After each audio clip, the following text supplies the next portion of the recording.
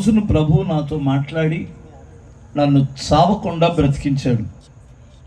చచ్చిపోదాం అనుకున్నాను కదా, అదే దాని అర్థం ఏమిటంటే చెప్పినట్లు గొప్ప గొప్ప ఆశీర్వాదాలు సుఖభోగాలు ఏమి రాలా.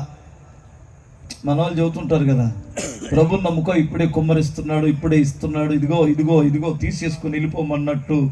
నేను కూడా అప్పుడు అనుకున్నాను కానీ ఏం రాలేదు.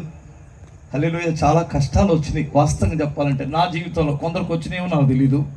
నమ్ముకోగానే చాలా కష్టాల్లో నేనున్నప్పుడు కొంతమంది భలే ఉండేవాళ్ళు. వాళ్ళు వాస్తవంగా చెప్పాలంటే అంత మంచోళ్ళు కాదు. హల్లెలూయా. వాళ్ళ జీవితాలు నాకు తెలుసు, అంత సరిగా కూడా లేరు. అయినా వాళ్ళే బాగుండేవాళ్ళు. నిజంగా చెప్పాలంటే వాళ్ళు చూపులు కూడా ఎలా ఉంటాయంటే, అసలు మేము ఎంత పెద్ద భక్తులు అయితే మాకు ఈ స్థితి రావాలరా, నీవేంది దరిద్రంగా ఉన్నామన్నట్టు. అందుకనే ఆ రెండో చరణం అని మొత్తం ఆలోచించి లాస్ట్ చరణం జీవితంలో రాసుకున్నాను. హల్లెలూయా. అదే ఓ పాట పాడతానే మీకు కూడా అర్థమైద్ది. మీరు కూడా వీలైతే ఆ పుస్తకం మీ దగ్గర ఉంటే తీసుకోండి.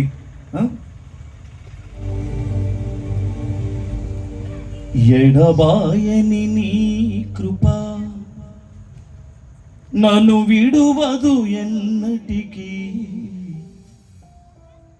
యేసయ్యా నీ ప్రేమానురాగం నన్ను కాయును అనుక్షణం.